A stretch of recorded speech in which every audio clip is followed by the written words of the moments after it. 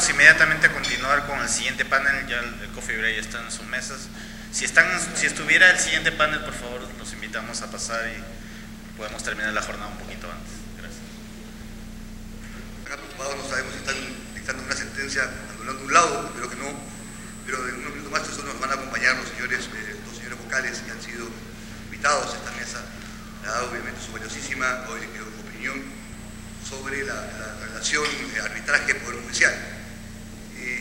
Ya habíamos ordenado con todos, va a ser el orden de presentación, entonces digamos que va a arrancar el doctor Enrique Ferrando, entonces podemos avanzar con eso, mientras que nos estamos. Así también cumplimos con la orden del centro de arbitraje de acabar a tiempo. ¿Cuál es la lógica de esta mesa? Cada uno de los expositores va a hacer una presentación de 10 minutos de un tema que hemos conversado, que todos conocemos, que va a ser presentado el día de hoy. Y luego la idea es que los miembros del panel puedan, ustedes con absoluta libertad, opinar sobre aquello que se ha presentado y generar una valiosa discusión.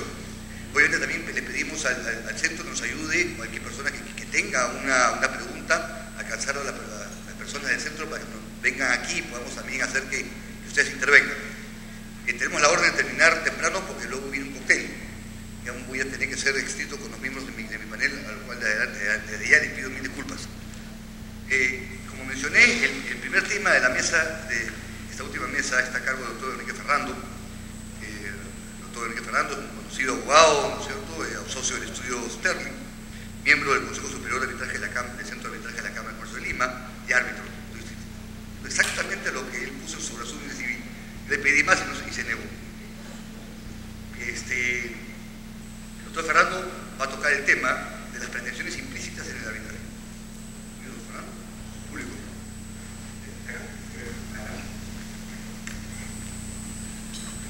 Este tema no es de los más populares, pero tiene gran actualidad y de hecho es un asunto que requiere irse perfilando y aclarando en la jurisprudencia del Poder Judicial y en la práctica arbitral.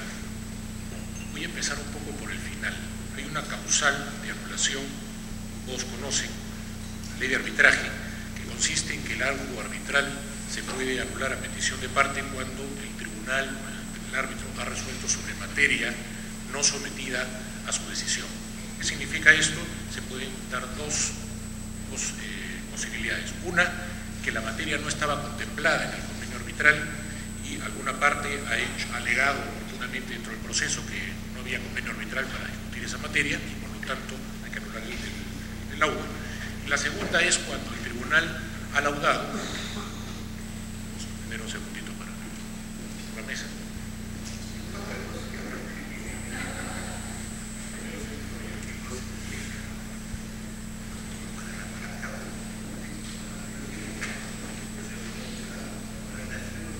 Ha sido incluida dentro de las pretensiones, es decir, cuando ha vulnerado el principio de congruencia. Entonces, nuestro tema el día de hoy es básicamente el principio de congruencia en el arbitraje.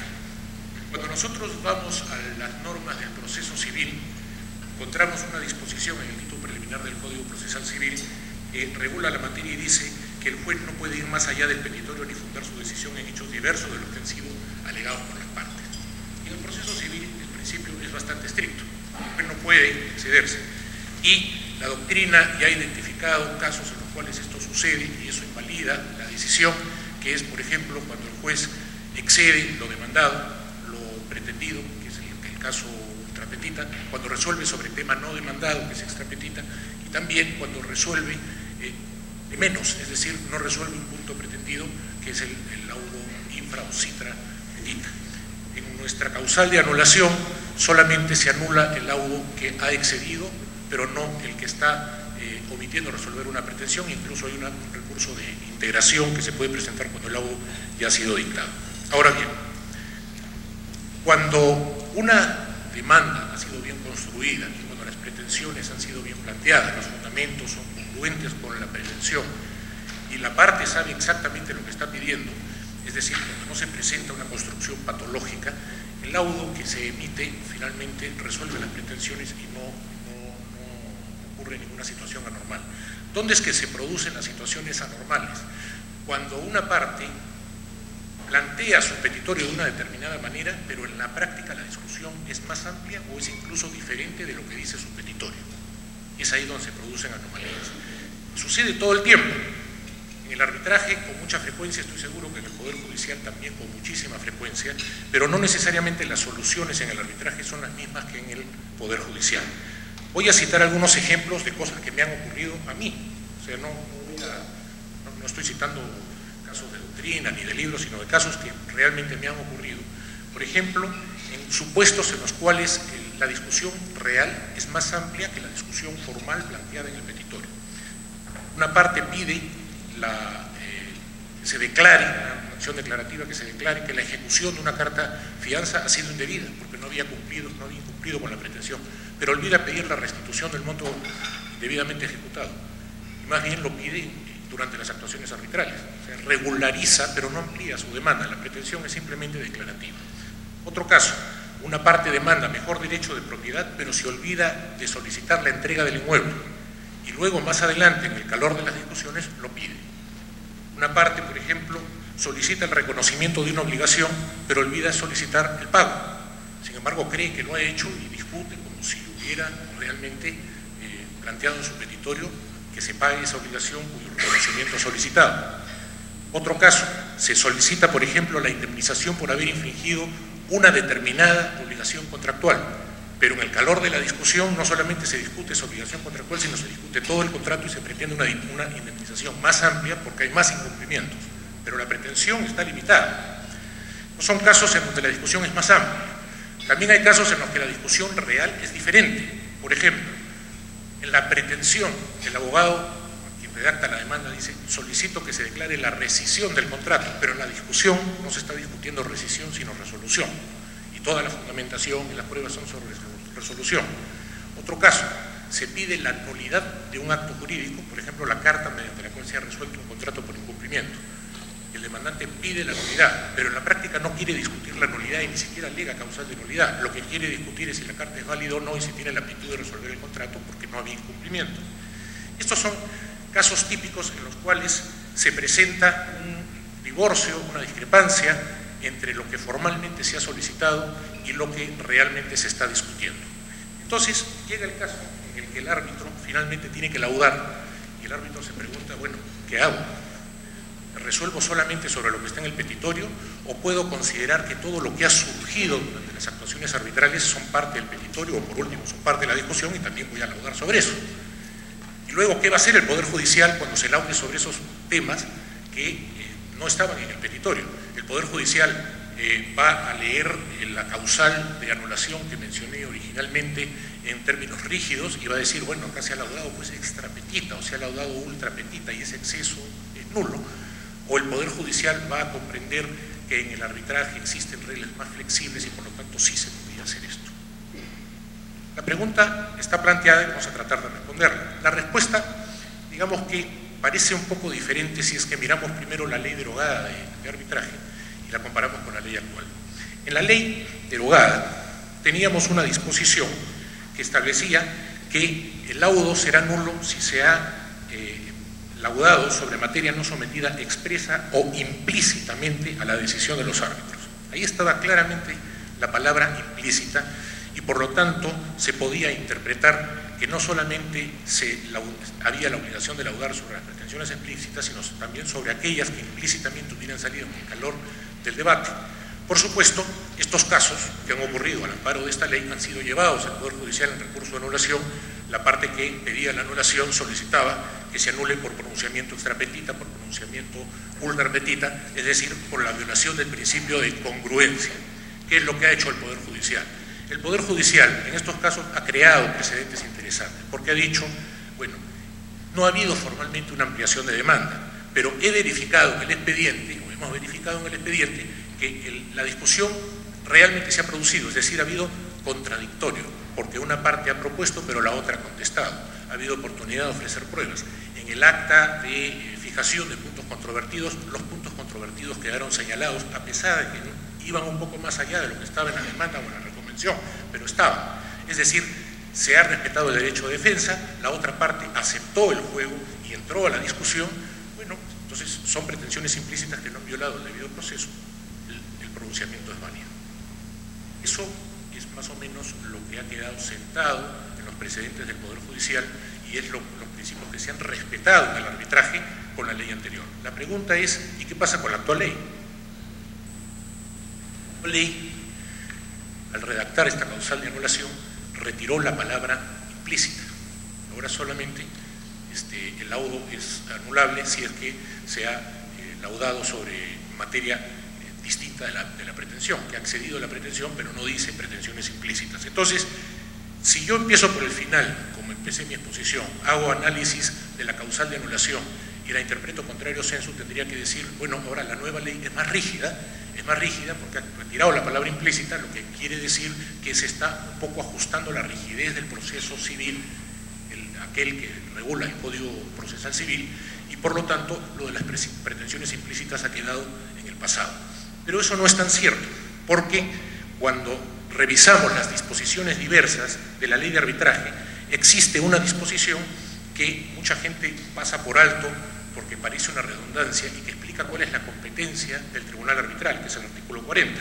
Y el artículo 40 dice que el tribunal arbitral es competente para conocer el fondo de la controversia, obvio, y para decidir sobre cualesquiera cuestiones conexas y accesorias a ella que se promuevan durante las actuaciones arbitrales. Y esto acá es muy importante, porque el artículo 40 le ha dado competencia al tribunal para pronunciarse sobre cuestiones que no están en el petitorio, que no son la cuestión de fondo, sino son conexas a la cuestión de fondo, que son accesorias a la cuestión de fondo y que ciertamente no han sido promovidas en la etapa postulatoria donde debieron serlo, que es la demanda, la contestación, la reconvención, sino han sido promovidas durante las actuaciones arbitrales. ¿En qué momento? En cualquier momento durante las actuaciones arbitrales.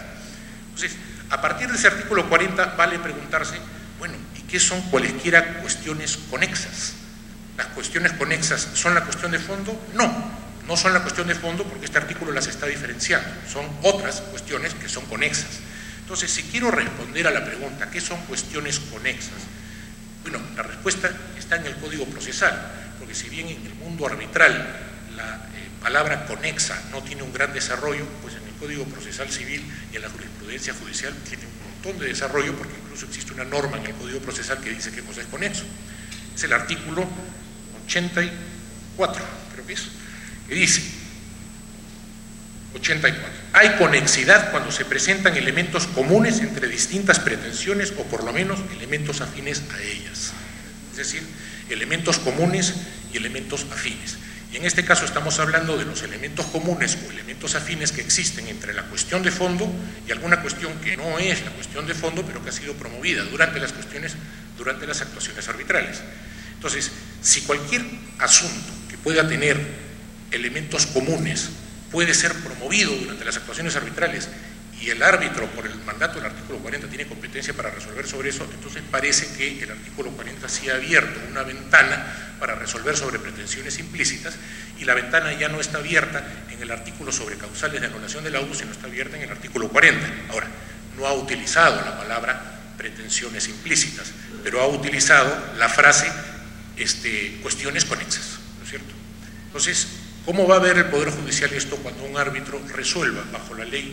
Y de hecho ocurre, lo que pasa es que en este momento no tengo conocimiento de jurisprudencia uniforme sobre este asunto y la interpretación, pero ¿cómo vería el Poder Judicial que los laudos que les llegue con recurso de anulación estén pronunciándose sobre una serie de cuestiones que no solamente habían sido planteadas en las pretensiones principales, sino que también han surgido en el calor de la discusión, pero no han dado lugar a una ampliación de demanda formal o una ampliación de reconvención formal, sino simplemente se han suscitado?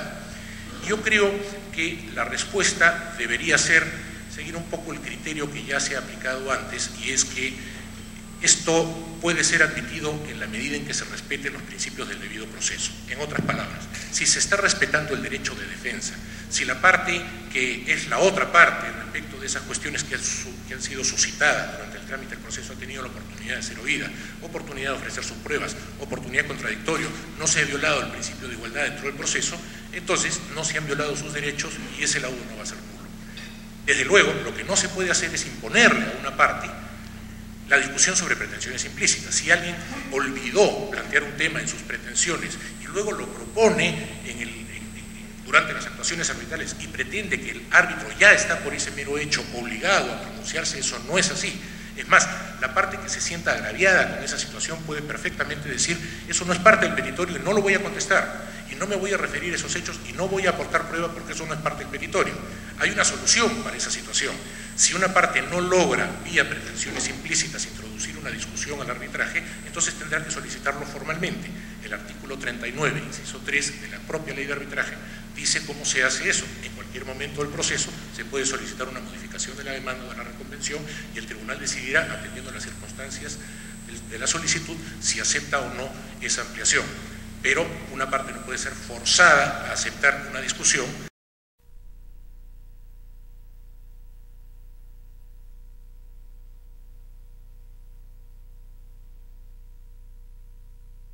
En la nueva ley de arbitraje, la actual ley de arbitraje, en lo personal considero que no se ha retirado del todo, ¿no? Porque entre las causales de anulación del laudo arbitral, el inciso D del artículo 63, el literal D del inciso 1 del artículo 63 señala que se anulará el laudo si, cuando ha resuelto, ¿no?, sobre materias no sometidas a su decisión. Cuando se habla de que el tribunal arbitral ha resuelto sobre materias no sometidas a su decisión, dada la flexibilidad del arbitraje y sobre todo considerando lo que se ha señalado anteriormente acerca de salvaguardar por completo el derecho de defensa de las partes, puede considerarse que existiendo una pretensión implícita, es decir, probablemente no está mencionado en el petitorio concreto, pero sí en el texto, en el cuerpo, digamos, de la demanda, puede estar mencionado. Como también puede surgir a lo largo, ¿no?, de las actuaciones arbitrales. Pero lo importante es que existiendo ya esta pretensión implícita que de alguna forma se convierte en explícita al existir en el curso del arbitraje, y la otra parte ha tenido la posibilidad de defenderse a cabalidad. Esto último es bien importante porque si la parte demandada, ¿no?, responde acerca de esta, entre comillas, pretensión implícita, ¿no?, y simplemente responde porque considera que es un hecho alegado o es una alegación más dentro de la demanda arbitral, no podemos considerar que se está defendiendo a cabalidad, ¿no? Entonces a lo que me refiero es que se defienda a cabalidad, y esto se va a lograr en la medida, ¿no?, de que, siendo carga del árbitro o del tribunal arbitral, ¿no?, incorporen, ¿no?, esa pretensión implícita, si es que al detectarla, la incorporen en la fijación de puntos controvertidos. Entonces, las partes conocen perfectamente los puntos controvertidos, ya está incorporada, ¿no?, y entonces, si se defendió bien o mal antes de la fijación de puntos controvertidos, ya luego de ello, ¿no?, siendo perfectamente consciente de su existencia, podrá continuar en la defensa propia, ¿no?, de esta pretensión, y ya dejará de ser, ¿no?, en realidad una pretensión implícita, ya se habrá explicitado, ¿no?, de forma clara en el proceso arbitral, ¿no?, y ya luego de ello, ¿no?, cuando el tribunal emita el laudo, no será ninguna sorpresa y no se habrá vulnerado ningún derecho. Considero que lo indispensable entonces es permitir y corroborar esa defensa idónea, ¿no?, de la contraparte, ¿no?, y ello va a depender entonces, ¿no?, de las decisiones y de la incorporación que de ellas haga el tribunal en el curso del arbitraje. O sea, tratemos de ser muy precisos, por favor, en las intervenciones de los demás miembros del panel para que todos lleguemos a las 5 posiciones. Por favor, Manuel, tú empezaste, luego viene Martín. Totalmente de acuerdo con la audiencia de fijación de puntos controvertidos. Eso va a delimitar lo que los árbitros luego van a tener que resolver. Y no podemos olvidarnos que en esa audiencia están los árbitros y ambas partes. y entre todos se fijan los puntos controvertidos. Sí, bueno, Martín, por favor. Bueno, primero que nada, mil disculpas por la tardanza, totalmente involuntaria. Sí, la jurisprudencia de las salas comerciales en ese punto es concordante con la jurisprudencia anterior, es decir, ha sido bastante diferente, las salas han sido bastante diferentes con el tema de estas pretensiones implícitas. Ahora, el hecho de que las salas sean o hayan sido diferentes en esta materia no deja de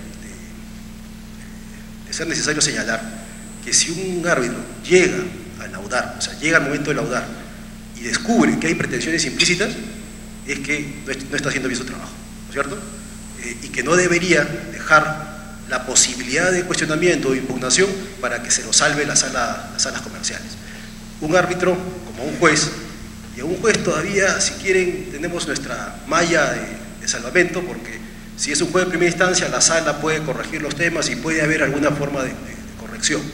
Pero si un árbitro no está atento a los escritos de las partes y tiene que descubrir una pretensión implícita recién al momento de laudar, está en problemas. Ha debido fijarlo, como dice muy bien Roxana, al momento de la fijación de puntos controvertidos o apenas aparezca el tema propuesto.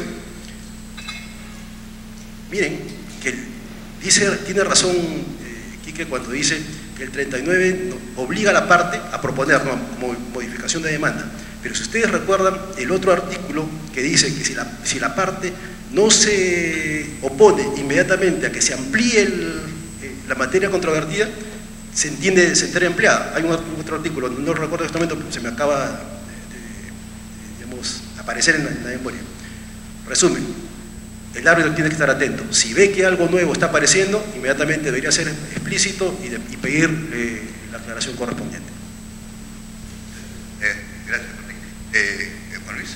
Sí, yo más bien a los que están en favor de esa tesis, con la que no discrepo, les preguntaría qué sucede si es que estas pretensiones implícitas no solamente pueden llegar a ser descubiertas por el árbitro al momento en que tiene que laudar. Vamos a suponer que no lo hiciere, sino que quien descubre que habían pretensiones implícitas es la Corte Superior, en el recurso de anulación.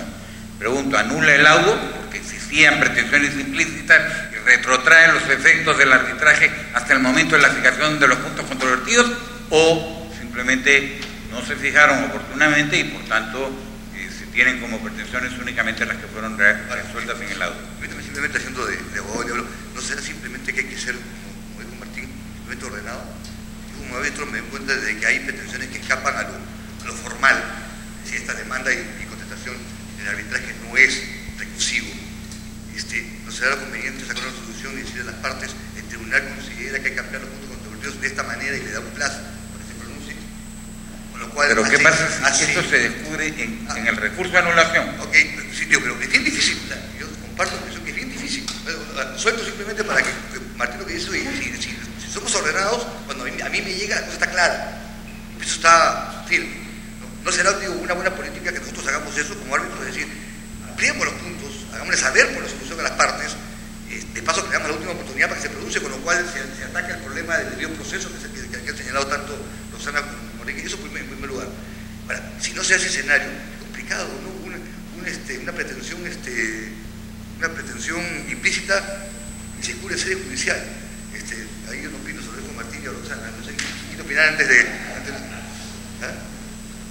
Rosana, un rápido, por favor.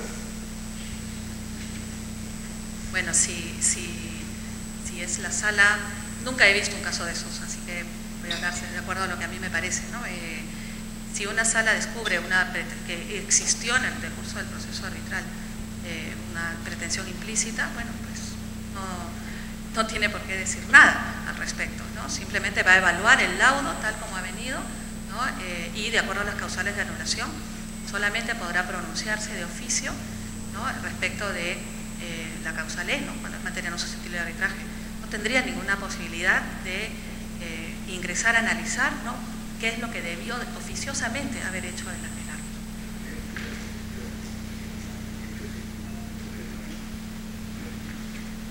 Medio minuto. lo que no se puede hacer dentro del proceso es forzar a una parte a aceptar una pretensión implícita y defenderse de ella. O sea, el árbitro puede detectar la pretensión implícita, levantarla para explicitarla y consultarle a la parte qué es lo que desea hacer. Si esa otra parte entra al juego, está bien, pero si dice no, entonces va a tener que formalizarse una modificación de demanda y va a tener que explicarse por qué se hizo mal al principio. Porque no recordemos bien que cuando estamos ante las pretensiones implícitas lo que verdaderamente ha pasado es que las pretensiones originales han sido mal postuladas y el árbitro lo que está haciendo es corregir algo que vino mal desde el principio, porque la parte se equivocó, el abogado se equivocó, no pidieron mal, cosa que muchas veces ocurre. O sea, ¿cuántas veces ha sucedido que el cliente cree que se está litigando una cosa y en realidad se está litigando otra? A veces hasta gana el proceso y dice, ¿y por qué no me han pagado? ¿No? Entonces el abogado no le va a decir, oye, es que yo me olvidé pedir eso, lo que le va a decir, no, pues estos árbitros, ¿no? Le han pagado, pues, eso es lo que pasa. Entonces, son errores de los abogados, muchas veces hay que tener cuidado. Lo que tiene que haber es debido proceso, y con debido proceso el tema camina. Entonces, vamos a pasar al siguiente tema, que creo que está bastante claro, que lo que hay que tener es un poco simplemente utilizando justamente la necesidad de arbitraje, tener un poco también como tribunal de muñeca y manejo, ¿no es cierto?, con el caso, ¿no es cierto?, saber cuándo efectivamente es un simple argumento que se levanta y se discute, pero en el calor, y otra cuando efectivamente a partir del control que tiene el tribunal, esto ha mutado, no de la manera formal que debía hacerse, pero ha mutado y por todas partes deben ser conscientes de eso, las beneficios que se defienden y el tribunal poder pronunciarse. Muchísimas gracias. Pasamos a la segunda exposición, 10 minutos, como comenté, Julio. Tengo el inmenso gusto de presentar al doctor Julio Martín Mon Abad, es abogado por la Universidad Católica, diplomado en Derecho de la Empresa por la Universidad Católica, diplomado en Gestión Pública para el sector de justicia en la Universidad del Pacífico, estudios de formación sobre Derecho Mercantil en la Escuela Judicial de España, ha sido presidente de la primera sala civil especializada en materia comercial que tramita los procesos de nulidad de laudo en el Distrito Judicial de Lima. Actualmente se desempeña como presidente de la octava Sala Contenciosa Administrativa especializada en temas de mercado, profesor de Derecho Civil y Gestión de Despacho Judicial en la Academia de la Magistratura. Julio nos va a presentar en estos 10 minutos un tema súper relevante con la nueva ley, y estoy seguro todos los señores de la mesa van a querer intervenir. Trata del control judicial del levantamiento del velo societario realizado por los árbitros. Tema súper interesante. Julio, por favor. Bueno, primero que nada agradecer a la Cámara y a Fernando Arroyo Rubio por la invitación. El tema que quiero tocar en esta reunión es el siguiente: no tanto el tema sustantivo del levantamiento de velo societario, sino el tema, más bien, si quieren, procesal. Es decir, ¿cuál es el estándar? Primero, ¿cuál es la fundamentación que han realizado el Poder Judicial, los órganos judiciales, acerca de las razones que fundamentarían la potestad de los árbitros para proceder al levantamiento de velo? Y segundo, ¿cuál es el estándar de revisión judicial que esa potestad debe sufrir en sede judicial? Este tema, decir que es la opinión de los jueces, es decir mucho, ¿no es cierto?, porque los jueces somos bastantes y muchas veces no estamos de acuerdo todos. Así que en este caso es solamente la opinión de la primera sala comercial, dos composiciones de la primera sala comercial y una sentencia de la Corte Suprema, una casación de la Corte Suprema. El tema es bastante complicado, el caso mismo es bastante complicado. Primera advertencia, es un caso que está resuelto con la ley anterior, no con la ley actual, sino con la ley anterior. Y segunda advertencia, yo soy ponente de la segunda sentencia de la primera sala comercial, por consiguiente tengo posición. Como suelo decir, tengo posición hasta hoy, casi 5:30 de la tarde, ¿cierto? Si escucho mejores razones, no tengo ningún problema en cambiar de opinión. Los hechos del caso son complicados, en realidad es un tema bastante complejo. Por si acaso, las sentencias sobre este caso, que es el 451/2009, van a estar colgadas en internet. Ustedes lo chequean, les prometo, mañana o pasado ya deben estar en internet para que ustedes las puedan consultar. Así que voy a hacer una versión adaptada, ¿no es cierto? Una versión adaptada de este caso. Trata de un contrato de suministro entre una empresa que vamos a llamar la fabricante con una empresa que llamaremos la suministrada o la compradora. La fabricante se declara, para efecto del contrato de suministro, arrendataria de dos fábricas de harina de pescado. y además asegura tener las licencias correspondientes para poder fabricar este material. Por su parte, la compradora suministrada se obliga a comprar, ¿cierto? A proveer de la materia prima y además a comprar por cierta cantidad pactada. Se producen problemas en esta relación, problemas de los cuales la compradora o la suministrada no es totalmente inocente. La verdad que se produjeron incumplimientos de ambas partes, pero para lo relevante para nosotros es que la fabricante en determinado momento comienza a desprenderse de las fábricas, a ceder los arrendamientos de las fábricas y a ceder licencias que harían posible o que hacían posible la prestación de su servicio. Para hacerlo corto, se produce una demanda arbitral por parte de la compradora, en la cual gruesamente se piden dos cosas. Bueno, se piden varias cosas, pero para efectos del caso que les quiero plantear, dos cosas. Primero, que se declare la vinculación entre la fabricante y las empresas a las cuales, o la empresa a las cuales le ha cedido los contratos, y además que se le pague un saldo deudor, producto de los contratos que habían celebrado. Finalmente, el laudo termina concediendo, declarando que hay vinculación fraudulenta entre la fabricante y estas empresas terceras que habían ingresado mediante cesiones. Declara que están vinculados y que además existe fraude contra la compradora. Y por consiguiente, declara fundada las dos pretensiones. Las razones son harto conocidas, están creo en todos los manuales, y hay un libro muy bueno acerca de, y los artículos también de Alfredo respecto al tema. Los fundamentos son estos: vinculación entre las empresas, demostración del fraude correspondiente en perjuicio de la compradora. Por consiguiente, no es que sea un tercero, sino que es la misma parte con otra cara que está, con otra máscara, como se le dice, que está pretendiendo realizar el fraude y escapar de la cláusula arbitral. Por consiguiente, fundadas las pretensiones en vía de amparo, perdón, en vía arbitral. Contra este laudo se interpone la demanda correspondiente de nulidad. La sala comercial, en esta primera sentencia, declara que los árbitros no tienen la potestad para llamar al arbitraje a un tercero que no ha firmado convenio arbitral, y por consiguiente niega la posibilidad de que los árbitros puedan declarar que una persona ha cometido fraude y que por consiguiente debe ingresar al proceso arbitral. Citando a Fernando Cantuarias, dice esta sentencia de la sala que el principio de arbitraje es la autonomía, ¿cierto? Y dado que en este caso no se habría respetado esa autonomía, debemos suponer que como dice la sala, se ha llevado compulsivamente al arbitraje a una persona que no ha firmado convenio arbitral. Por consiguiente, nulo el laudo. La Corte Suprema, después de citar al Tribunal Constitucional diciendo que el arbitraje es jurisdicción, considera que la Sala Superior ha tratado el arbitraje como una jurisdicción secundaria o subordinada, y que por consiguiente, siendo o teniendo la misma dignidad de jurisdicción, está habilitada la justicia arbitral para levantar velo societario, es decir, para pronunciarse sobre la existencia de fraude cometido por un particular. Por consiguiente, anula la primera sentencia de la sala comercial y devuelve los autos para que nos pronunciemos nuevamente. El pronunciamiento se produjo a comienzo de este año. Nos demoramos bastante en este proceso.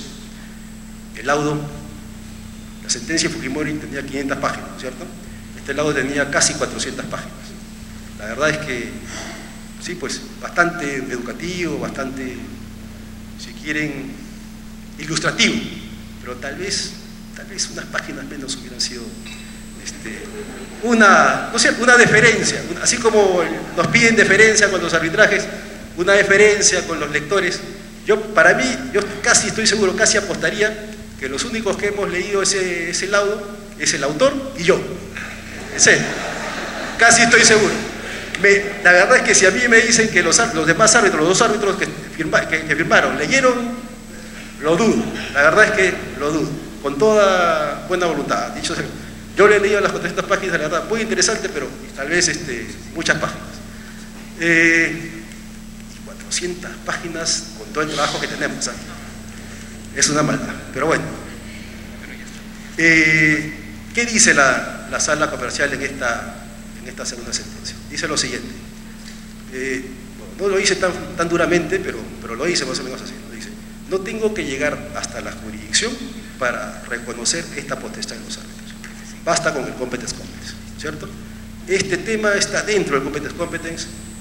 La competencia subjetiva de los árbitros también es un tema de competence competence, y por consiguiente, aplicando el artículo correspondiente, la potestad de competence competence, podemos justificar este pronunciamiento de los árbitros.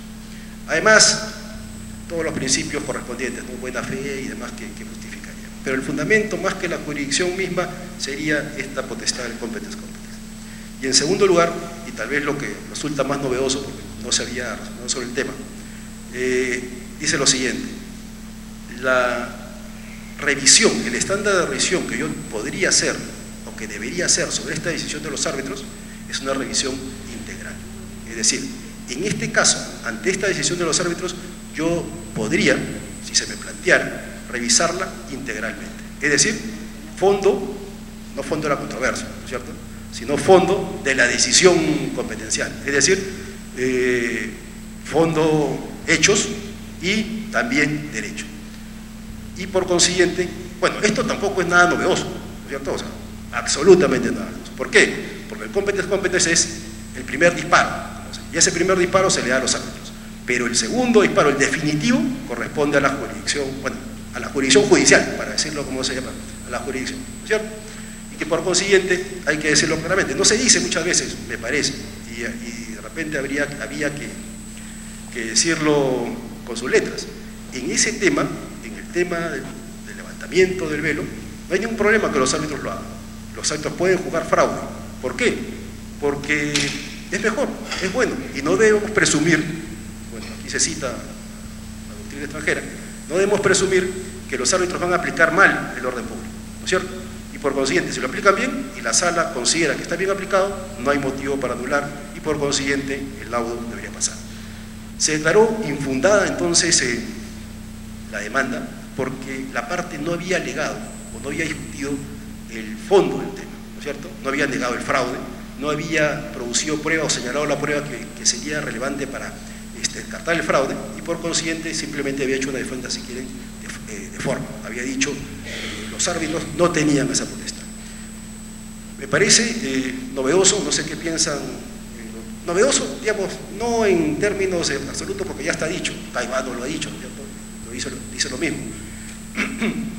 Y en defensa de la primera sentencia de la sala, hay que decir también que, bueno, de repente algo antes, cuando tenemos una ley de arbitraje como la que tenemos, es decir, que está basada en la ley uncitral, tenemos la posibilidad de compartir jurisprudencia con todo el mundo, ¿no es cierto? Entonces, las discusiones que tenemos al interior de la especialidad comercial, cuando la tenemos, o las conversaciones y discusiones que tenemos en este momento, están formando parte de una discusión casi universal, ¿no es cierto? Y por consiguiente, tan importantes son las sentencias de la sala comercial como de repente sobre ese mismo texto una sentencia alemana o tal vez, no sé, de Qatar, ¿puede ser? Sí, que también me parece que tiene una ley basada en la uncitral. En defensa de la primera sentencia, hay una sentencia citada también por Caivano del segundo circuito de apelaciones de Nueva York, que dice lo mismo, que dice: la arbitrabilidad no es arbitrable si es que no hay convenio arbitral. Es decir, es una sentencia, si quieren, minoritaria en jurisprudencia americana, pero dice lo mismo que decía la primera sentencia de la sala comercial. También, si revisan la selección de casos de uncitral, que está publicada, la pueden bajar de la página, respecto al competence competence señala lo siguiente: las cortes no están pronunciándose expresamente sobre este punto. A veces revisan integralmente, a veces no, pero no se pronuncia sobre el punto. Y cuando se pronuncia, hay discordancia. Parece que la mayoría de la doctrina piensa que sí, que la revisión debe ser integral, pero tampoco es un tema unánime. Así que para conversar puede dar para mucho. Un tema, Martín, muy interesante, un caso real, un caso más o menos reciente. Por primera vez se discute además. Creo que por primera vez que se discute en sede arbitral, porque había otro caso donde un árbitro trató de forzar un análisis de esta naturaleza en un tribunal y los dos árbitros dijeron no. Es el primer caso en el cual un tribunal se pone de acuerdo en entrar a analizar el tema del velo societario y el caso llega al Poder Judicial y es el primer caso de velo societario en el Poder Judicial. Entonces, no sé, abro el debate en la mesa, por favor. Quique, por favor. Yo coincido que está fuera de toda duda que el Tribunal Arbitral tiene competencia para levantar el velo societario como lo tendría un juez. La limitación no está por ahí, sino como bien señalas, es por el lado del competence, porque el levantamiento del velo societario obliga necesariamente a extender los tentáculos del arbitraje a partes que aparentemente no son signatarias, pero que detrás de ese velo pueden estar involucradas en las relaciones jurídicas que son materia de la discusión. Entonces, ¿qué cosa es primero? Levanto el velo para descubrir que detrás de esto hay una parte que en realidad sí es signataria, no signataria, pero está involucrada y la puedo atraer al arbitraje, o primero descubro que la puedo atraer al arbitraje y luego levanto el velo. O sea, depende de cómo vengan las circunstancias, pero la limitación va a estar por el principio competence y no por la posibilidad de conocer esa cuestión de fondo. ¿Alguna intervención adicional? No, sí me interesa levantar la pregunta en la mesa, yo soy abogado del diablo acá, la afirmación que hace Martín sobre el tema de que esto es un tema de competence y quien dispara es el último cartucho, ¿cómo se llama? Es el Poder Judicial, la jurisdicción del Poder Judicial, puede ser correcta. Yo insisto que nosotros somos cualquier cosa menos jurisdicción, los efectos jurisdiccionales, para no entrar en discusión. Entonces, y nos plantea un escenario de revisión completo, de elección de competence. No sé si alguien quiere intervenir ahí, aquí. Defensa de las fuerzas arbitrales. Creo que estamos de acuerdo. No hay duda que la decisión, en toda decisión de competencia del tribunal arbitral es revisada en el fondo por el Poder Judicial, sin duda. No estamos declarando competentes, no estamos declarando incompetentes, inclusive. La nueva ley de arbitraje establece que los jueces nos pueden ordenar a nosotros conocer un caso que nosotros hemos decidido que no somos competentes. La última decisión la tienen ustedes. El control de... Así como le pueden decir, ¿sabe qué? Usted no debió conocer esto, usted también nos puede decir, oigan, ese fue el pacto de las partes, respétenlo, y por tanto, hagan su trabajo, de ambos lados, ¿cierto? Y esa revisión tiene que ser una revisión de fondo, porque ahí no tenemos discusión. Entonces, yo creo, Martín, no es... El tema era complicadísimo, yo creo que es un tema básicamente más de cómo se llama, de caso nuevo que de acuerdo, creo que todos estamos de acuerdo. Muy bien, pasamos al siguiente tema, que es un tema súper interesante que va a estar a cargo del doctor Manuel Villagarcía. Todos conocemos a Manuel, socio del estudio Lechea, ¿cierto? A cargo del área de litigios comerciales y arbitrajes. Ha participado como consultor y panelista en múltiples conferencias sobre seminarios sobre arbitraje. Asimismo, ha publicado un gran número de artículos en diversas revistas especializadas. Ha actuado en múltiples arbitrajes, tanto como abogado de parte como árbitro. Integra la lista de las principales centros de arbitraje, entre ellos de la Cámara de Comercio. Actualmente dicta el curso de Derecho Procesal Civil en la Universidad de San. Y ahí me quedo, Manuel, por favor. Sí. Porque voy a pasarnos horas. Manuel nos va a tocar un tema importante dentro de estos 10 minutos para luego entrar en conversación. Y pido que por favor me vayan cantando las preguntas en la mesa, que es el tema del laudo parcial y el momento de impugnarlo, ¿cierto? Y mientras que Manuel nos hace su presentación, pido por favor las preguntas para ir viendo qué podemos hacer dentro de la mesa para contestar. Buenas tardes. Siguiendo al doctor Gonzalo García Calderón, en el que señaló en el primer panel que esta es una historia de éxito, efectivamente. Debemos sentirnos muy orgullosos de nuestra nueva ley de arbitraje y efectivamente cuando uno está en el extranjero y hablan de la ley del Perú, tanto más. Quiero tocar el tema sobre el laudo parcial y el momento para impugnarlo, en ocasión que se cumple el 5º año justamente de esta experiencia exitosa y si podemos mejorar o no sobre el momento para impugnarlo. Como ya sabemos, los laudos parciales se pueden dictar en cuanto a la forma o en cuanto al fondo del proceso arbitral. No me detengo. ¿Qué dice nuestra ley sobre el laudo parcial y el laudo final? El artículo 6 señala las reglas de interpretación y el inciso F se refiere al laudo, significa entre otros tanto un laudo parcial como el que resuelve de manera definitiva la controversia. Y el artículo 59 señala los efectos del laudo. Todo laudo es definitivo, obviamente se refiere al laudo parcial como al laudo final. Luego tenemos las normas sobre la anulación y ejecución del laudo. Nuestra ley no hace distingo entre el momento para anular el laudo parcial o el laudo definitivo. Y así el artículo 62 habla del recurso de anulación. Contra el laudo solo podrá interponerse recurso de anulación. Y de acuerdo al artículo 64 tenemos 20 días desde que es notificado este laudo para plantear el recurso de anulación. Quiero presentarles rápidamente 3 casos de arbitraje institucional y ustedes pueden apreciar que cada centro de arbitraje tiene normas diferentes. Cada centro de arbitraje interpreta la ley de arbitraje de manera diferente.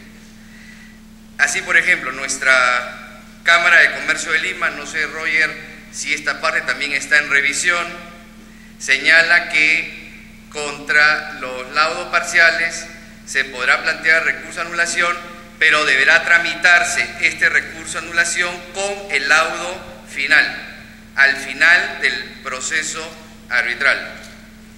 En el caso del reglamento del Centro de Arbitraje de la Católica, no señala nada específico y tan solo menciona que, en general, el recurso de anulación del laudo deberá interponerse dentro de los 20 días de notificación del laudo. En consecuencia, si yo estoy ante el Centro de Arbitraje de la Católica, voy a interponer inmediatamente mi recurso de anulación porque no nos dice nada en contrario este centro.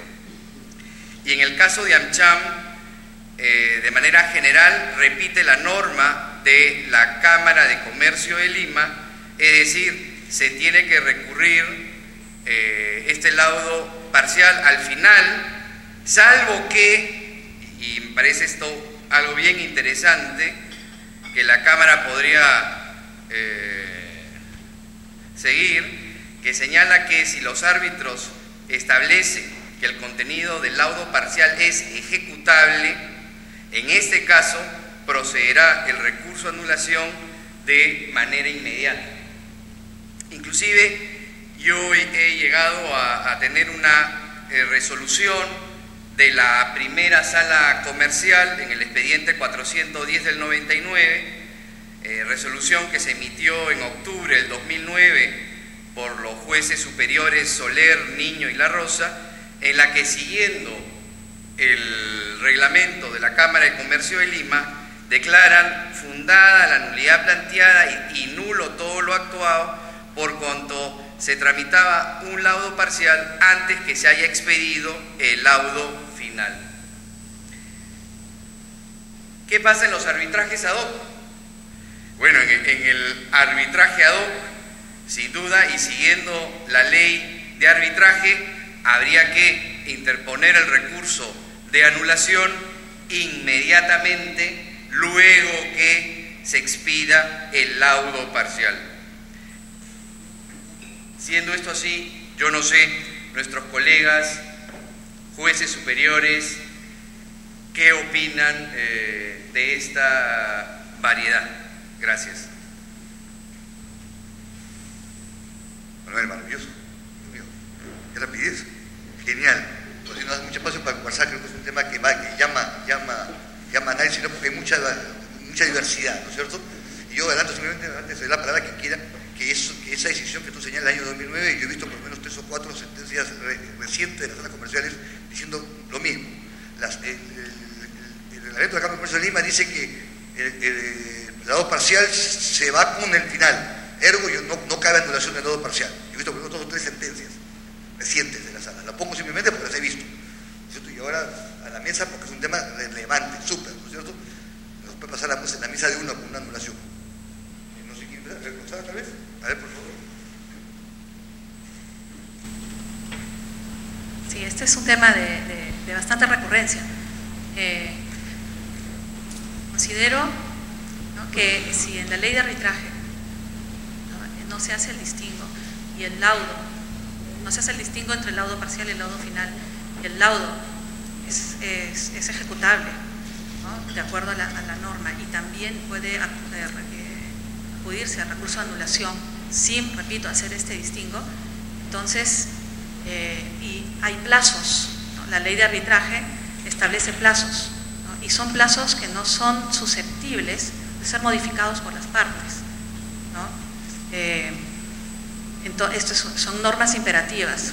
Considero que el laudo parcial, ¿no?, independientemente del reglamento, ¿no?, que tiene una jerarquía normativa inferior a la ley, ¿no?, y el acuerdo de las partes no puede primar respecto de este tipo de normas como principio, ¿no? Por lo tanto, ¿no?, sí debería tramitarse el recurso de anulación, ¿no?, del laudo parcial si se interpone en su plazo de ley. Una vez vi un caso que lo cuento rapidito, yo sé que el tiempo de la intervención es breve, pero recuerdo que hubo un laudo parcial, ¿no?, y en una sala se declaró improcedente el recurso de anulación, ¿no?, y quien había acudido al recurso de anulación quería que se suspenda la ejecución, pues, de este laudo parcial. Y como se declaró improcedente con el argumento de que debía esperarse a la emisión del laudo final para que todo junto sea tramitado en ese recurso de anulación, entonces pues ya no pudo suspender la ejecución. Por su parte, el vencedor en el proceso arbitral presentó la demanda de ejecución, ¿no?, del laudo parcial. El juez que tramitó admitió trámite, ¿no? El juez admitió trámite y emitió su mandato de ejecución, ante lo cual la otra parte no tiene los recursos indispensables porque solamente cabe decir que ya pagué o ya cumplí o ya tengo la suspensión. Dijo, debe usted suspender este proceso porque no se me permite ir a la anulación y por lo tanto no se me permite ejercer este derecho que yo tengo de suspender este laudo con mi carta fianza, ¿no? El juez le dijo, lo siento, en otras palabras, es improcedente tu pedido porque no se ajusta, ¿no?, a las causales, ¿no?, de oposición establecidas en la ley de arbitraje, no al lugar. Y entonces le iban a ejecutar el laudo parcial y no tenía ninguna posibilidad. Esta parte apeló y nosotros en la sala, ¿no?, concluimos, ¿no?, que evidentemente son derechos pues íntimamente relacionados, vinculados, y que no se le puede impedir. Nosotros no podíamos hacer nada respecto de la resolución de la sala sobre, ¿no?, la admisión del recurso de anulación y su suspensión en esa sede, pero nosotros le indicamos al juez, revocamos y le indicamos al juez que tenía que suspender el proceso de ejecución, ¿no?, porque estaba por la vinculación entre los dos procesos. Eso me lleva a dos reflexiones para la mesa. Si no puedo ver el recurso de anulación, obviamente no lo puedo ejecutar. Si no lo puedo ejecutar, ¿para qué diablos necesito un laudo parcial? No termino de entenderlo. Es el contrasentido. La ley de arbitraje nueva te permite justamente dictar laudos parciales para permitir que justamente vayas ejecutando parcialmente sentencias arbitrales.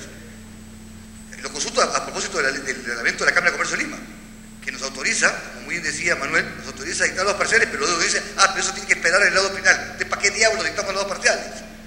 ¿No? O sea, sin ninguna eficacia. ¿No? Quiero saber un poco la respuesta. Y una segunda reflexión para la mesa es, yo siempre entendí, y eso se desprende de los fallos judiciales, y lo han dicho, no recuerdo, creo que Martín, tú lo decías mucho en tus fallos, en la ley de arbitraje es dispositiva hasta donde dice recursos contra el laudo. Luego esto es mío, orden público. Y ahora ustedes se van a un reglamento privado para definir si cabe o no cabe recurso de anulación. Yo no los entiendo. O sea, yo privado puedo decir, va o no va recurso de anulación y cuándo me provoca que vaya. Yo no sé si eso es válido, caballeros.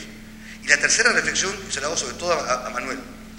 Hay casos en los cuales efectivamente hay laudos parciales que no son autoejecutables. Un laudo ejecutable, por ejemplo, es yo resuelvo en un laudo parcial las pretensiones 4, 5 y 6. Están resueltas definitivamente porque es un laudo. Y efectivamente no requiero ni la 7, ni la 8, ni la 9 para que ésta tenga contenido. Y hay otras que, por ejemplo, no son ejecutables. autoejecutable, dicto un laudo parcial solamente sobre el tema de si hay o no hay responsabilidad y dejo el quantum para después. Ese laudo parcial no tiene vida propia. No recuerdo cuál es la terminología que usan los yanquis, los gringos, pero hacen una distinción y dicen, aquellos que son autoejecutables son laudos. Y por tanto, así como quiero hacerlo valer en ejecución, quiero que vaya a anulación, obviamente, por la defensa que tengo de orden público, ¿cierto? Y aquellos que no lo son, que se aguante al laudo final, no final, sino el laudo final que resuelve el totum, así se dice, el toto, ¿no es cierto?, de la pretensión de la cual forma parte este laudo parcial. Yo les suelto a los amigos jueces la pregunta sobre el orden público, a Manuel el tema los laudos parciales completos y no completos, en general a todos que quieran intervenir, porque es un tema que, como ha traído a la mesa Manuel, hay mucha diversidad y hay que ponerse las cosas en claro, ¿no? No creo que el ejemplo que has puesto de que un laudo que resuelve, por ejemplo, si hay o no responsabilidad civil y no ha fijado el quantum, no sea un laudo, porque puede ser que las partes quieran negociar, pero quieren establecer previamente si hay o no responsabilidad. Una vez que el tema está resuelto, las partes negocian, y de hecho he tenido esa experiencia y ha sido muy positiva, donde, correcto, pero si solamente se ha fijado la responsabilidad y todavía no se puede cobrar nada porque no se ha fijado el quantum, no es ejecutable en el sentido de cobrar, pero puede ser ejecutable en muchos otros sentidos. Por ejemplo, puede activar una póliza de responsabilidad, ¿no es cierto?, y puede activar otras relaciones jurídicas que dependían de ese pronunciamiento, de ese esclarecimiento. Ahora, pero yendo al tema puntual de si se puede pactar vía reglamento, vía convenio arbitral, plazo vía lo que sea, si se puede pactar contra un plazo de caducidad que establece una norma de orden público en la ley, no se puede, pues, no se puede. Si la ley dice 20 días, son 20 días. Yo no puedo decir 30 o me espero, no. Entonces, el laudo, es que, ¿ven? El laudo. Entonces, si el artículo de la ley dice laudo, y hay laudos parciales, hay laudos finales, entonces cualquier laudo. Hay una norma excepcional en el artículo 41 que es excepcional, porque dice cuáles son los laudos parciales que se impongan con la decisión final, que es cuando se para una excepción en competencia, exactamente, cuando hay materias que no van a ser conocidas y otras que sí, esa decisión sí espera el laudo final, una norma expresa, no es el único caso, los demás casos son 20 días, no se puede pactar contra la ley, y yo sí soy litigante y voy a impugnar una decisión, no me voy a correr el riesgo de interpretar que el reglamento arbitral con las partes pueden modificar el plazo de caducidad, porque lo que me va a ocurrir es que los jueces que sí saben cómo se lee ese artículo me van a terminar diciendo, no, sabes que no se puede, no podías pactar en contra, tu plazo venció. Es un riesgo. Y luego, Manuel. Hace unas semanas, en un congreso internacional en la Universidad de Lima, un señor abogado tocaba este mismo tema, el laudo parcial, y daba el ejemplo que lo ha señalado Manuel también. Más o menos decía algo así, ¿no? Como decía, miren, estos jueces han aceptado ese pacto de las partes a pesar de que es una norma de orden público. Y, resumen, ¿no? Decía, qué bruto los jueces, qué bestia los jueces. Sí, pues, ¿no? Se equivocaron, de repente yo lo hubiera equivocado igual.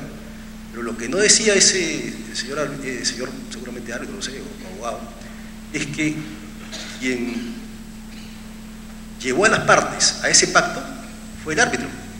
En el acta arbitral, los árbitros se reservan el derecho de dictar laudos parciales y dicen que la impugnación contra ese laudo parcial se va a hacer con el laudo final.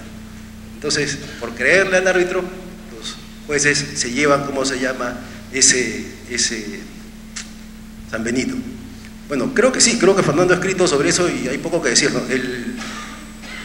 Ese plazo de 20 días no es el último del proceso arbitral, ¿no es cierto? Es el primero del proceso judicial. Y por consiguiente, artículo 9 del título preliminar del Código Procesal Civil, y es este plazo de caducidad contra el cual las partes no pueden pactar. Ojo, que esa norma de la Cámara está pensada contra norma imperativa, así que no se confíen con eso. Ahora, pero todo eso, llevarlo a la práctica es todo un tema, ¿no es cierto?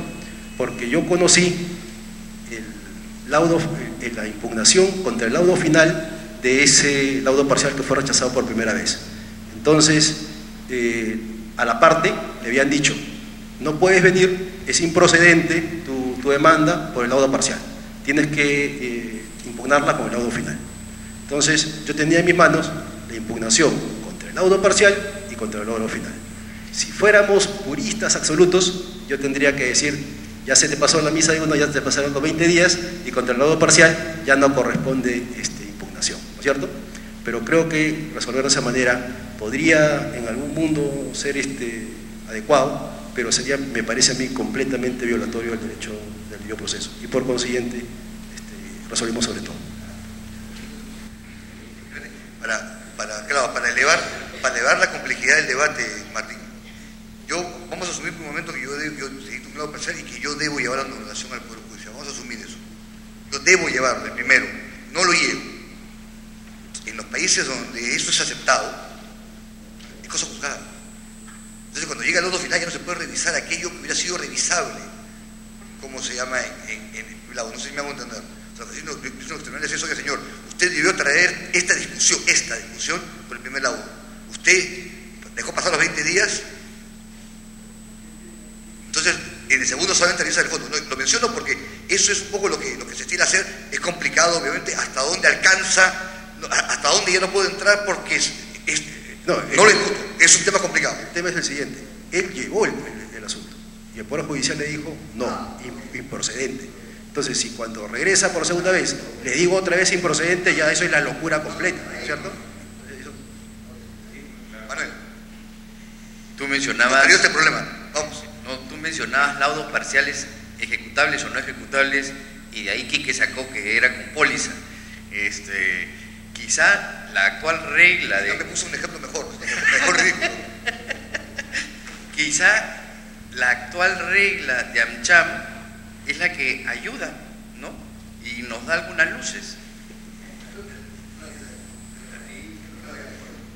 La regla de AmCham dice que en principio el laudo parcial debe ventilarse con el laudo final en el recurso de anulación, a no ser que este laudo parcial sea ejecutable y en consecuencia debe proceder de manera inmediata el recurso de anulación. Aquí tenemos que estar muy atentos qué reglamento estamos usando, porque como bien señaló Martín, siempre se nos va a aplicar los 20 días, ya sea para el laudo parcial o para el laudo final o en conjunto para los dos. Eso es una buena idea para poner en la ley, pero seguimos en el problema, es un reglamento el que lo está diciendo. Acá estamos conversando, Quique, a los 5 años de la ley, si podemos mejorar en algo o no. Sí, desde luego. O sea, esa es una magnífica idea para llevar a la ley, con lo cual en los próximos congresos vamos a discutir qué es un laudo ejecutable. Lo cual sigue un poco a lo que el Poder Judicial nos vaya diciendo. Pues si mañana el Poder Judicial cambia de posición y ya no observa lo que dice el reglamento de un centro, nos penamos. Claro, mañana el Poder Judicial dice no, no vuelvo a mirar más el reglamento de la Cámara de Comercio de Lima. Considero que los laudos son eso, laudos, y por tanto 20 días para anulación, y si no, su casa. Toda la conferencia ha sido esa. Esto lo comentaba contigo una vez, hace poco Roxana. Bueno, la segunda sala. Este año han votado al menos 2 casos donde han hecho deferencia al reglamento de la Cámara de Comercio de Lima. Entonces, claro, los que habitan en la Cámara de Comercio de Lima más o menos saben, ¿no es cierto? Tengo un laudo parcial, no pasa nada. Todo está leído el debate de, oye, en los ad hocs y en AmCham, entonces queda un poco, repito, peor, queda un tema, primero, de falta de reglas claras, y segundo, de preferencias individuales frente a un recurso que es de orden público, pero que finalmente la última palabra la van a tener los señores magistrados. Entonces, creo que haríamos muy bien en un momento sentarnos los señores magistrados y tratar de lograr un consenso que sea, hasta que se modifique la ley. Por favor, nadie lo lleve al Congreso, me da un miedo terrible. Porque creo que sería importante nosotros que todos los agentes económicos sepamos exactamente cuáles son las reglas exactas de un tema tan delicado, ¿no? No sé si más.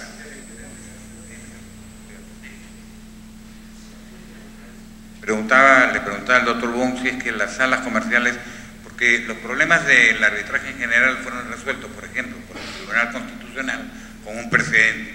Les guste o no, el famoso presidente María Julia, finalmente esto ordenó las cosas. Y había un caos similar a este, si, por ejemplo, son válidos los reglamentos que irían quizás en contra de una ley o que están reglamentando una ley sin tener resultado de derecho para hacerlo. Entonces, una solución sería que las dos salas comerciales, no son tantas, ¿no? Saquen un pleno y puedan eventualmente orientar a los justiciables y vamos, el problema deja de ser un caos, como dice el doctor Cantares. Pero acá tienen la voz cantante de los magistrados.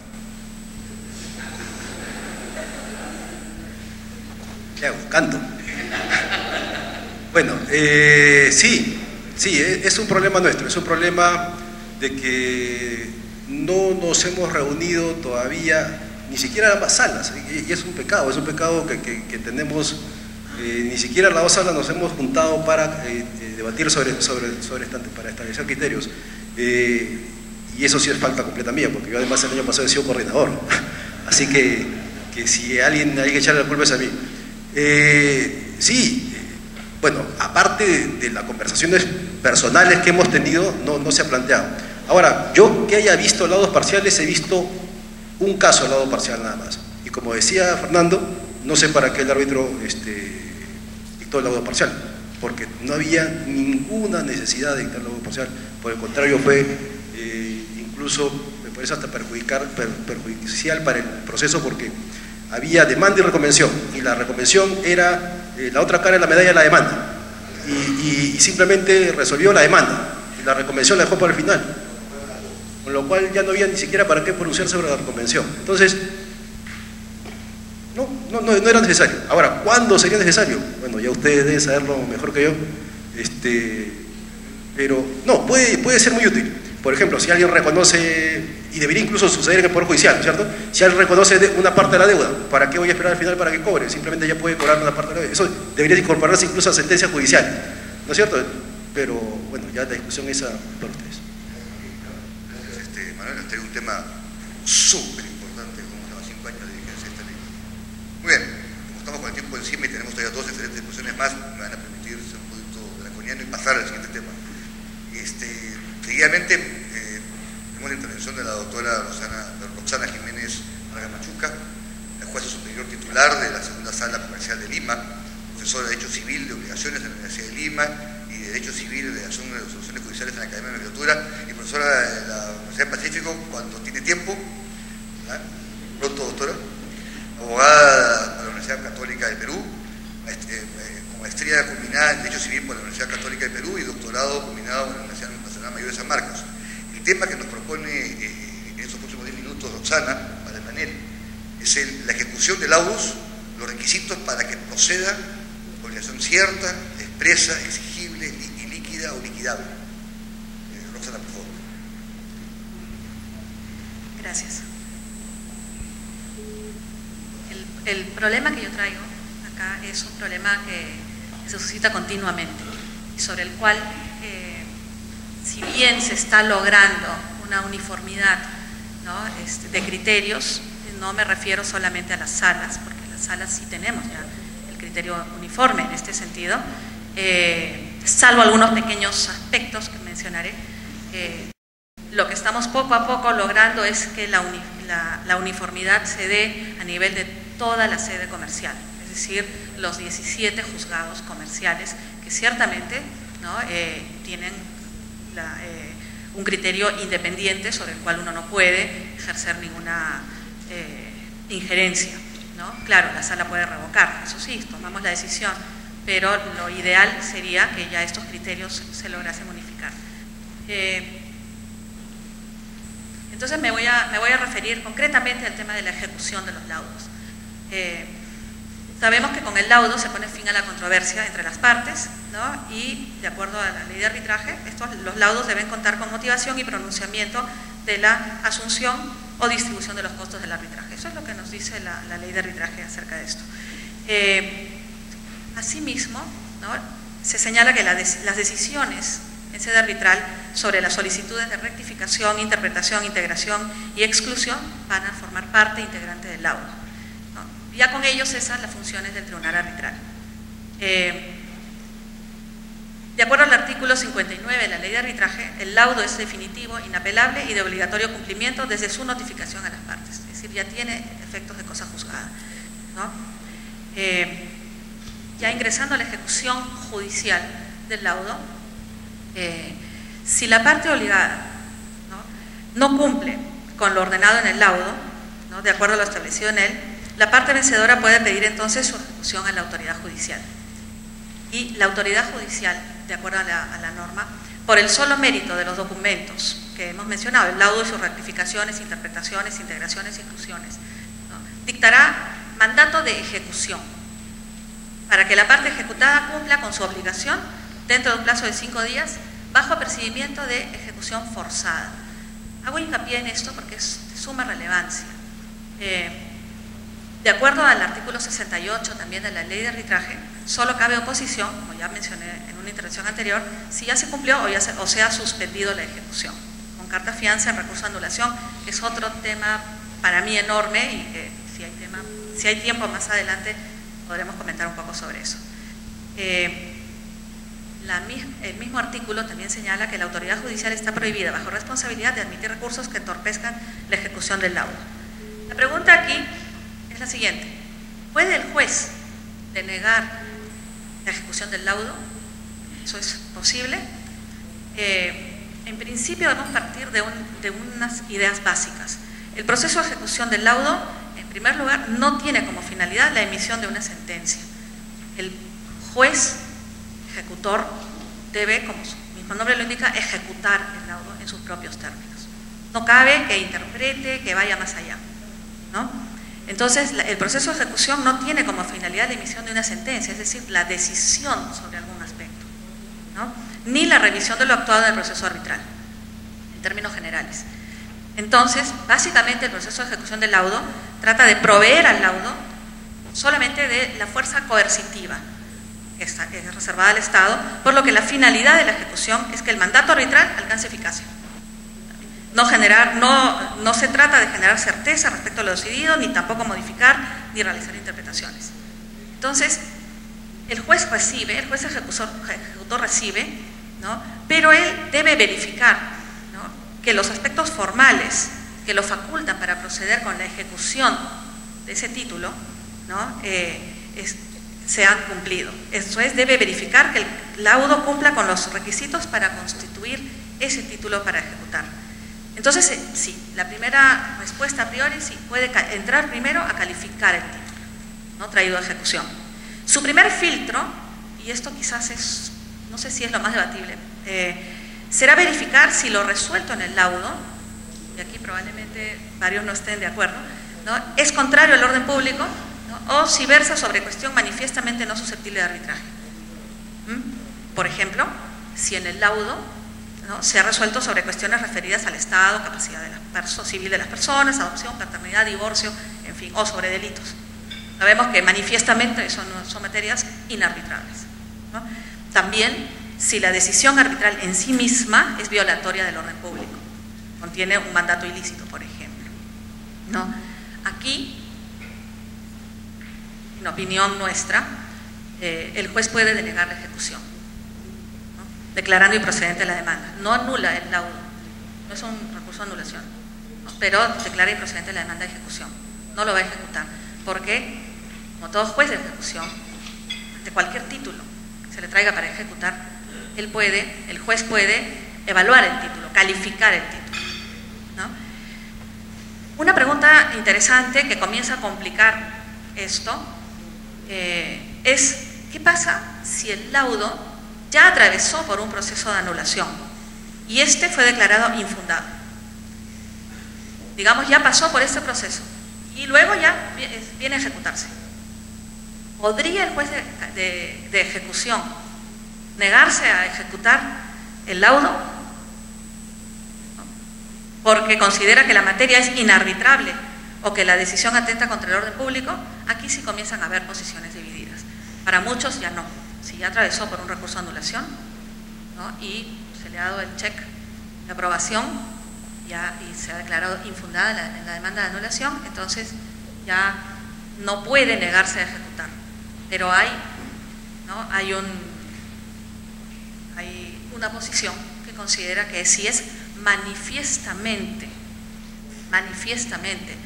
la materia es manifiestamente no susceptible de arbitraje, la cuestión, era absolutamente, groseramente inarbitrable y no lo percibió la sala en el recurso de anulación, entonces puede negarse a ejecutar. Si se puede complicar más, ¿no? Porque podría haber atravesado por un recurso de anulación donde específicamente se alegó y se revisó esa causal. Se dijo, esta materia no es susceptible de arbitraje. Y la sala comercial analizó ese aspecto específico y llegó a la conclusión, al igual que en su momento el árbitro, de que sí es susceptible de arbitraje.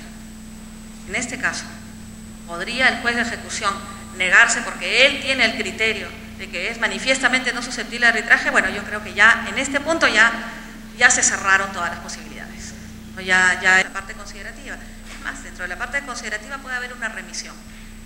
No somos exagerados en esto, pero con todo que el juez de ejecución no deba tomar decisiones, ¿no? Sino que de la lectura del título, y por ejemplo remisiones a parámetros, digamos, referenciales, ¿no? Del valor del oro al momento de ejecutar, ¿no? En fin, ¿no? Cualquier otro parámetro, ¿no? que en ese momento no pueda ser establecido, pues se establezca como parámetro, ¿no? En el laudo, todo eso vale. Todo eso vale. Si no hay eso, si se debiese tomar una decisión, ese laudo no se puede ejecutar, o al menos ese extremo del laudo, porque si tiene otros extremos que sí son liquidables, líquidos, no hay ningún problema. Pero esos extremos no serían susceptibles de ser ejecutados. Por ejemplo, ¿no? Ahora voy a mencionar unos cuantos ejemplos. Una demanda de indemnización de daños y perjuicios, ¿no? Se alega eso, y estos ejemplos son reales, ¿no? Hemos visto algunos laudos, o bueno, un laudo por ahí que en la demanda arbitral de indemnización, donde se pide una suma específica y se hacen las alegaciones, en el laudo se declara la existencia de responsabilidad y también se señala que se han acreditado los daños, en términos algo genéricos, pero su cuantificación en el mismo texto del laudo se delega al juez de ejecución. El quantum indemnizatorio será, ¿no?, determinado por el juez en ejecución de este laudo. Hemos visto varios laudos en esos términos, ¿no? Algunos en relación a la indemnización, otros en otro tipo de pretensiones, ¿no?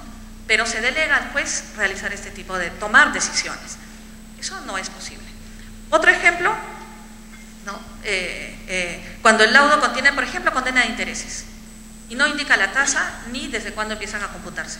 Eso implicaría que el juez tome una decisión, el juez de ejecución. ¿Qué tasa? ¿No? ¿Desde cuándo? Ya no se puede, ¿no? Hace 2 días estaba leyendo un laudo y cito textual, decía en la parte resolutiva: tercero, se declara fundada la pretensión número 3 y en consecuencia se ordena que la entidad proceda a la liberación y devolución de la carta fianza número tal de fiel cumplimiento, asumiendo la entidad los conceptos de intereses y costos de renovaciones. Y no se establece un solo parámetro, ¿no? Sobre todo en el tema de los intereses. Y un último caso, que ya a mí me pareció casi delirante, no sé qué opine de la mesa, era un laudo que contenía extremos líquidos, perfectos, otros extremos que eran liquidables, de una lectura del cuerpo, de la parte considerativa, que a su vez hacía remisión al contrato, pero bueno, no importa, podíamos ir al contrato, ¿no? Pero también tenía extremos absolutamente iliquidables, en los términos que hemos dicho, sin necesidad de tomar decisiones, ¿no? Entonces ese era el laudo. El vencedor en ese proceso hizo su propia liquidación, de acuerdo a su criterio, ¿no? Él mismo liquidó estos extremos tomando estas decisiones y arrojó una suma global, total. Digamos que la suma, no me acuerdo en este momento cuánto era digamos 3 millones de dólares. Y esta persona dijo, bueno, entonces yo tengo un crédito con sentencia, o sea, con laudo, ¿no? Tengo un crédito por 3 millones. Así que realizó 2 sesiones por escritura pública, porcentuales. Y a una empresa le cedió el 25% de estos 3 millones y a la otra le cedió el 75% de estos 3 millones. Y estas empresas fueron a proceso de ejecución para ejecutar ese porcentaje de los 3 millones, ¿no? Y el juez emitió el mandato de ejecución. Bueno, esto cuando subió en apelación a la sala, nosotros declaramos, ¿no?, que esto no podía ejecutarse, ¿no? Entonces, nosotros hemos concluido, ¿no?, que cuando el laudo no contiene un extremo, es un laudo incompleto. ¿Qué puede hacer la parte? La parte puede, claro, ir a pedirle que integre al árbitro, por favor, integre el laudo. Si le dice que no, puede irse al recurso de anulación, ¿no?, alegando la causal B por debido proceso, incongruencia, ¿no? Puede hacerlo.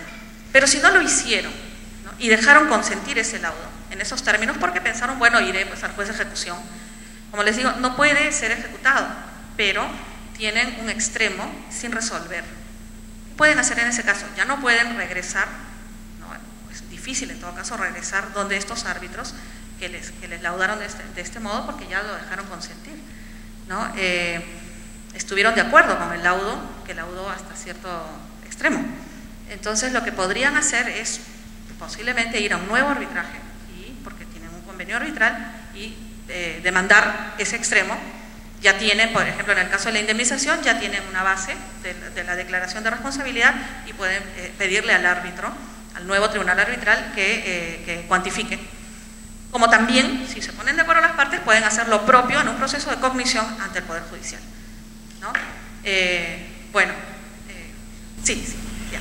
Y solamente para acabar, el último punto, que es sobre lo mismo, es respecto de los costos, ¿no? La ley de arbitraje señala que el laudo, en el laudo los árbitros van a establecer los costos, van a determinar los costos. Esto es parte también del arbitraje, del laudo, y por lo tanto formará parte de este título para ejecutar. Y por lo tanto, de la misma forma, y esto es más común aún, ¿no?, los árbitros suelen delegar a que el juez defina, no sume, sino defina los conceptos por motivo de honorarios y gastos. Gracias. Un montón de temas y estamos con el tiempo encima porque nos tienen aquí como a hijo en la Cámara. Vamos a cumplir, doctor Rubio. Entonces vamos a permitir que ponga el tema Juan Luis. El tiempo que quede ustedes van a poder opinar tanto lo de Roxana como Juan Luis. ¿Les parece, caballeros? De manera nos garantizamos que todos ustedes participen. Muy bien. Entonces, la última intervención está a cargo del doctor Juan Luis Avendaño Valdés, abogado por la Universidad Católica del Perú, socio del Estudio Miranda Amado, reputadísimo profesor universitario de todos nosotros, creo, de todos, profesor de Derecho Procesal Civil en la Universidad Católica, profesor de Maestría de Derecho Procesal Civil en la Universidad Católica, presidente del Consejo Superior de Arbitraje de la Cámara de Comercio Lima entre los años 1999 y 2000, actualmente presidente del Tribunal de Defensa de la Competencia y de la Propiedad Intelectual entre los años 2003-2004 y 2011-2013. El tema que nos plantea Mauricio, un tema también obviamente apasionante. El tercero, cuya admisión no fue emitida en el arbitraje, puede ir en amparo o antes debe interponer el recurso de anulación, esa no ha sido parte. A ver, Juan Luis, cuéntanos. Bueno, partimos de la base que hay un criterio más o menos unánime, que el tratamiento del tercero en la ley y en el arbitraje en general es distinto al tratamiento del tercero en el Código Procesal Civil. En para quienes son anteriores o estudiaron antes de la entrada en vigencia el Código de 1992, todos recordaremos las famosas resoluciones que no siendo parte no al lugar. Y cada vez que un tercero pretendía hacer valer un derecho, no siendo parte no al lugar. Y la única intervención que reconocía el Código de 1912, hasta donde yo recuerdo, era la tercería, la clásica tercería de dominio o preferente de pago. Entonces fue un gran avance el que se permitiera la intervención de los terceros. Y entonces existen todas las figuras que ustedes conocen, como el tercero consorcial, el tercero el coadyuvante, los liticonsortes, etcétera, etcétera. Esto es un gran avance. Y así ya hay menos casos de injusticias de terceros que merecen tutela jurisdiccional y que pueden recibirla por una intervención dentro del proceso judicial. Sin embargo, por la naturaleza jurídica del arbitraje, la doctrina es clara en sostener que en el arbitraje no se permite la intervención de los terceros, a menos que, bueno, ambas partes se pusieran de acuerdo, ¿no?, en admitir que ese tercero participe. Bueno, ok, pero quizás entraría dentro de la clasificación o la calificación del famoso artículo 14. Pero respecto del artículo 14, muchos equivocadamente, ha escrito Bullard, han señalado que el artículo 14 permite la incorporación de terceros en el arbitraje. Este es un error conceptual y escapa al contenido del artículo. El artículo 14 lo que permite no es la incorporación de terceros, sino de aquellos que debieron quizá de una manera u otra firmar la cláusula, pero no la firmaron. Entonces, estos son parte, aunque no hayan firmado, son parte. El tercero exactamente no es parte, y no siendo parte, y habiendo sobre todo oposición por parte de alguna de las partes, valga la redundancia, me imagino que ese tribunal no le permitirá la intervención. ¿Por qué? Porque el arbitraje, como todos sabemos, pues se sustenta en la autonomía de la voluntad. Dicho esto, vamos a imaginarnos la figura de un tercero que dice: oye, yo he querido intervenir en el arbitraje, no me han dejado, me han bochado. Entonces, primera pregunta: ¿puede ese tercero o tiene legitimidad para interponer el recurso de anulación, conjuntamente con el recurso de anulación que interpongan los otros? Eventualmente, si es que lo hicieren, o incluso solo, ¿puede el tercero recurrir o hacer uso del recurso de anulación? Imaginémonos la hipótesis que no lo hiciera. Porque si lo hace, ya ahí termina, yo creo, su derecho al pataleo. Imaginémonos que el tercero dice: no, yo no tengo legitimidad, si no la tuve en el arbitraje y el recurso de anulación es parte del mismo, aun cuando ya lo hace la jurisdicción y no los árbitros, pues entonces yo me voy de frente al amparo, porque el precedente del María Julia justamente considera la posibilidad de que se vaya al amparo en los casos de los terceros que no han sido parte del arbitraje, y obviamente de aquellos terceros que no han hecho uso del recurso de anulación. Evidentemente ahí surgiría otro tema que ya escapa a la brevedad del tiempo, y que sería el preguntarse si ese tercero, ¿quién es un tercero para los efectos de un arbitraje, ¿no? Pongo el caso brevísimo, porque lo conozco, de una demanda de incumplimiento contractual. Este incumplimiento contractual, a su vez, generó dos consecuencias. Uno, un incumplimiento en sí mismo, porque ambas partes se habían obligado a darse un tratamiento equivalente y equitativo.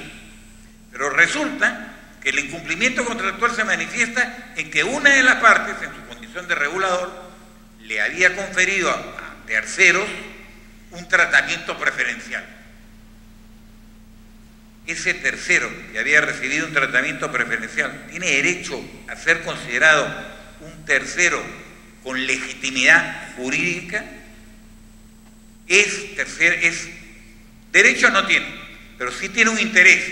¿Su interés es un interés jurídico o es un interés de facto? Es un interés de hecho.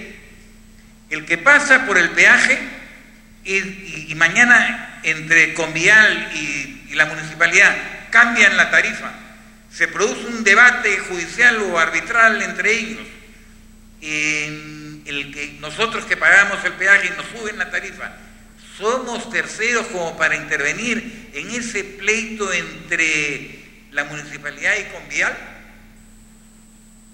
Es decir, tenemos la posición de un tercero con legítimo interés. Personalmente creo que no. Creo que su interés es fruto de un incumplimiento contractual y por tanto no es un tercero con interés, o un tercero con interés legítimo, para ser más preciso. Pero creo que eso escaparía a la mera pregunta breve y concreta, además por la premura del tiempo. ¿Qué debe hacer aquel tercero que quiere intervenir en el arbitraje y que merece la oposición de una de las partes y no lo dejan intervenir? Y para agravar la pregunta y para hacerla más complicada, les hago la siguiente pregunta. ¿Qué sucede si en el arbitraje se dicta una medida cautelar que sí afecta directamente los derechos de ese tercero? Ya no es solamente uno que se considere tercero con legítimo interés. No, realmente le afectan un derecho, le afectan su esfera jurídica. Y pregunto, ¿se presenta ante el tribunal y el tribunal debería el tribunal admitirlo, aún con oposición de las partes? Porque le está afectando un derecho, no debería siquiera ser escuchado, así me lo ha dicho un juez. Oiga, pero no debería el tribunal haberlo escuchado por lo menos. Mi posición, que es contraria, le dije que no, y que debía recurrir al recurso de anulación. Y la otra posición que dice el doctor Cantores acá, ya para terminar, es que cree que ese tercero, quizás el único recurso que tendría es la de el amparo.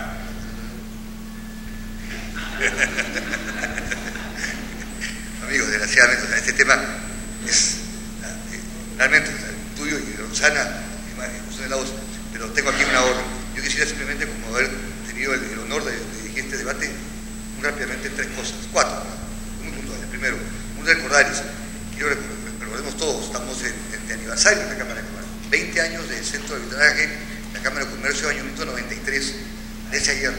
Creo que se ha avanzado mucho, ¿no es cierto? Y debemos sentirnos todos complacidos. Un reconocimiento, debo decir con honestidad, como persona que me encanta el uso de arbitraje, ¿cierto?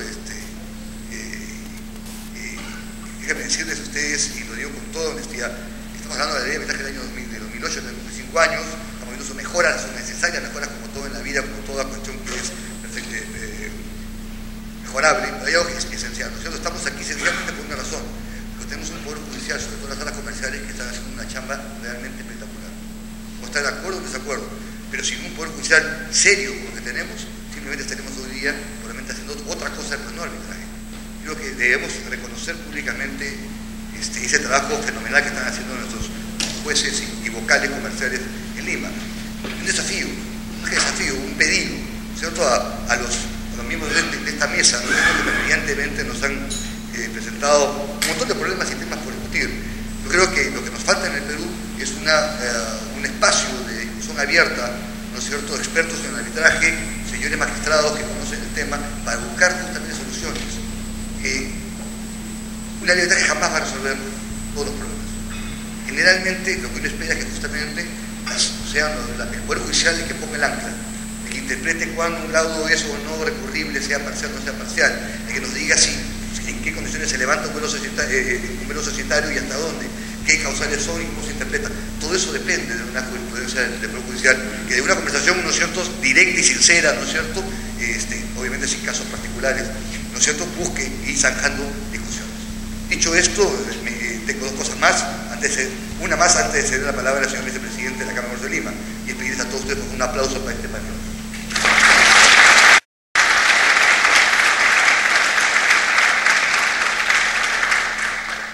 Sin más, por favor, le cedo el uso de la palabra al señor vicepresidente de la Cámara de Comercio para que dé las palabras de clausura del evento. Muchas gracias.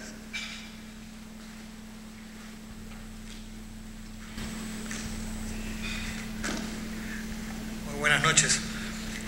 Doctora Roxana Jiménez, vocal de la Corte Superior de Justicia de Lima. Doctor Martín Wong, vocal de la Corte Superior de Justicia de Lima. Señoras, señores, amigos todos.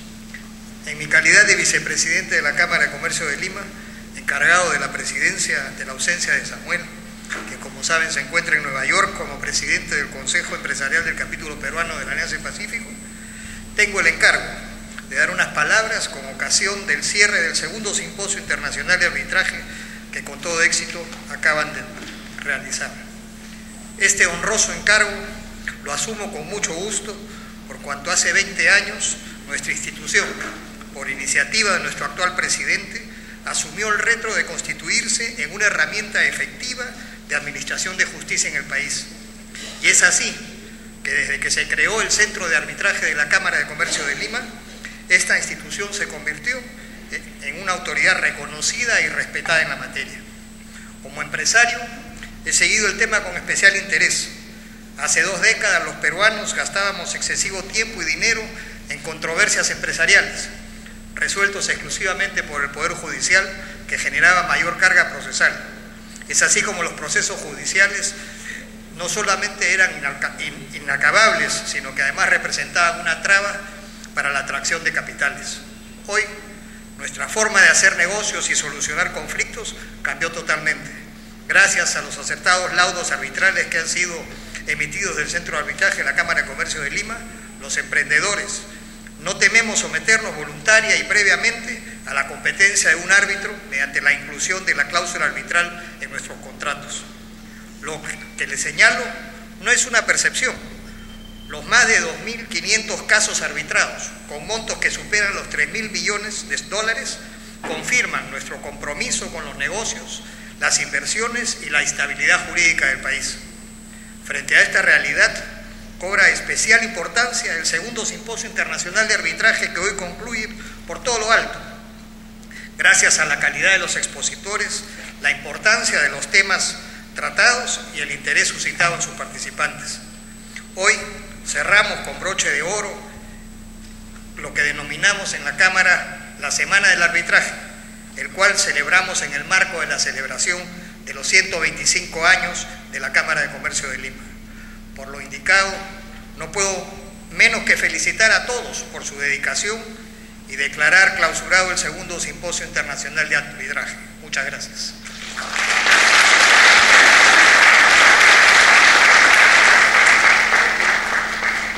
Bien, muchas gracias a todos. Los esperamos el próximo año en la tercera edición del Simposio Internacional de Arbitraje. Los invitamos a pasar un momento hacia el hall para poder después regresar para el colteo unos 10 minutos. Gracias a todos.